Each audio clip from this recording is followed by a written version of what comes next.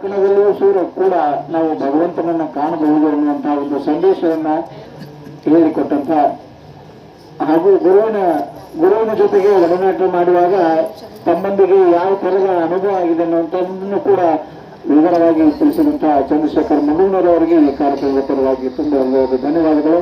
ಇನ್ನು ಮುಂದೆ ಅಪ್ಪಸಾಬ್ ಅಲ್ಲವರು ಅನ್ನೋರು ಒಂದೆರಡು ಮಾತು ಹೇಳಬೇಕಂತ ಕೇಳ್ಕೊತೀನಿ.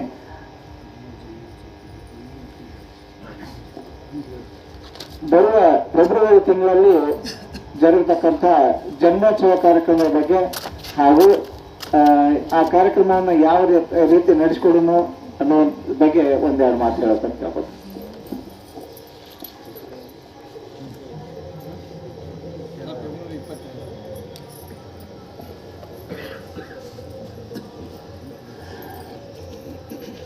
ಓಂ ತತ್ಸತ್ ಪರಬ್ರಹ್ಮಣೇ ನಮಃ.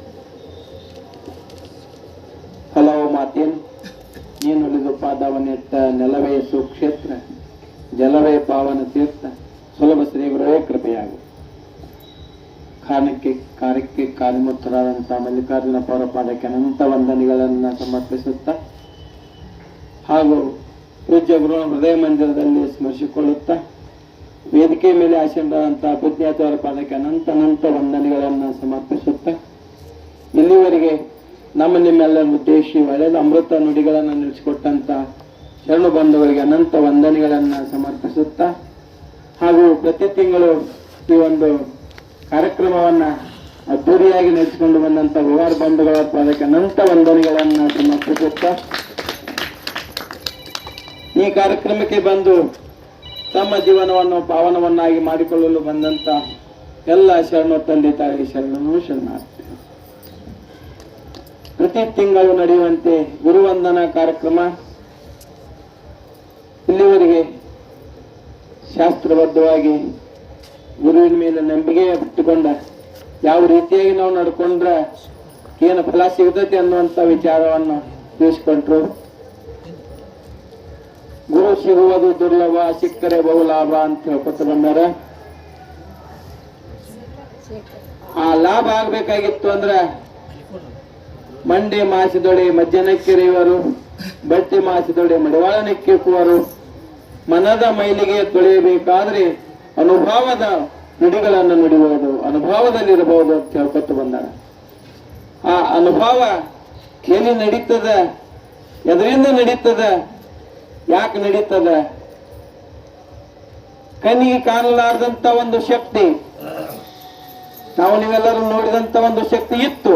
ಈಗ ಕಣ್ಣಿಗೆ ಅವ್ರ ಶರೀರ ಇಲ್ಲ, ಆದ್ರೆ ಅವ್ರ ಅದಾರ ಅನ್ನೋದಕ್ಕೆ ಸಾಕ್ಷಿ ಏನಪ್ಪಾ ಅಂದ್ರೆ ಏನ್ ನಡೆದತ್ಲ ಇದ ಒಂದು ಸಾಕ್ಷಿ.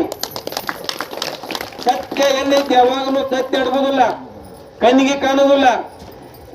ಈ ವೈರ್ದೊಳಗೆ ಕರೆಂಟ್ ಐತಿ ಅಂದ್ರೆ ಮ್ಯಾಲ ಕೋಟಿಂಗ್ ಐತಿ, ಕೈಗೆ ಹತ್ತೋದಿಲ್ಲ.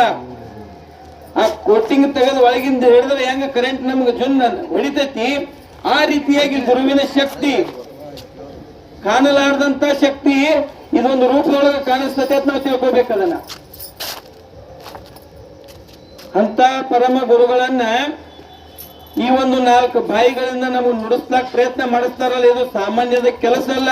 ನಮ್ಮಂತ ಬಾಯಿಂದ ನುಡಿಯುವಂತ ಮಾತು ಅಲ್ಲವು. ಯಾಕಂದ್ರೆ ಅಸಾಮಾನ್ಯವಾದಂತ ಗುರುವಿನ ಶಕ್ತಿ ಅದು. ಮಲ್ಲಿಕಾರ್ಜುನಪ್ಪ ಅವರು ಯಾವ ರೀತಿಯಾಗಿ ಇದ್ರು, ಹೆಂಗ ನುಡಿಸ್ತಿದ್ರು, ಒಂದು ತಿಂಗಳ ಕೂಸಂದ್ರೆ ಅವ್ರಿಗೆ ಹರ್ಕತ್ತಿರ್ತಿದ್ದಿಲ್ಲ, ಅಷ್ಟು ಸಮಾಧಾನವಾಗಿರುವಂತ ಒಂದು ಜೀವದು. ಇಷ್ಟು ವಯಸ್ಸ ಗತಿಸಿದ್ರು ಒಂದು ಮಾತು ಒಬ್ಬರಿಗೆ ಪೆಟ್ಟು ಆಗಲಾರದಂತ ಜೀವನ ಮಾಡಿದಂತ ವ್ಯಕ್ತಿ. ಅವ್ರು ಇರುವಾಗ ಎಷ್ಟು ಒಡನಾಟ ಆಗೈತಿ, ಅವ್ರು ಏನೇನಾಗೈತಿ ಅನ್ನೋದನ್ನ ಇವಾಗ ಕಣ್ಣು ಕಂಡವ, ಇದ ಕಿವಿ ಕೇಳವ. ಆದ್ರೂ ಆದ್ರೂ ಸಹಿತ ಆ ಪುಣ್ಯಾತ್ಮ ತನ್ನ ಮನಸ್ಸಿಗೆ ನೋವಾಗಲಾರ್ದಂಗ ಇಷ್ಟು ಮಂದಿಗೆಲ್ಲರಿಗೂ ಆಶೀರ್ವಾದ ಮಾಡ್ಕೊತಾನೆ ನಡೆಸ್ಯಾರ ಅನ್ನೋ ಶಕ್ತಿ ಅಂತ ಇರ್ಬೇಕು ನೋಡ್ರಿ. ಮುಂದಿನ ತಿಂಗಳ ಫೆಬ್ರವರಿ ಒಳಗೆ 22ನೇ ತಾರೀಕಿಗೆ ಒಂದು ಜಾತ್ರಾ ಮಹೋತ್ಸವ ಅಂದ್ರೆ ಅನ್ನಕ್ಕೆ ನರ್ಕತ್ತಿಲ್ಲ. ಯಾಕಂದ್ರೆ ಹೋದ ವರ್ಷ ಇದರ ಒಂದು ಭೂಮಿ ಮೇಲನ ಇಲ್ಲೇ ತೋಟದಾಗನ ಹಂದ್ರ ಹಾಕಿ ಅವ್ರ ಮೆರವಣಿಗೆ, ಅವ್ರ ಹೆಸರಿಡೋ ಕಾರ್ಯಕ್ರಮ, ಅದು ಏನು ನಡೆದತಿ ಅದನ್ನ ನೋಡಕ್ಕೆ ಕನಸಾಲಿಲ್ಲ ನಮ್ಗೆ. ನಾವು ಒಂದು ದಿವಸ ಬಂದಿದ್ದಿಲ್ಲ, ನಿರ್ಧಾರದ ನಡೆಯುವಾಗ ನೋಡ್ತಿದ್ದೀವಿ.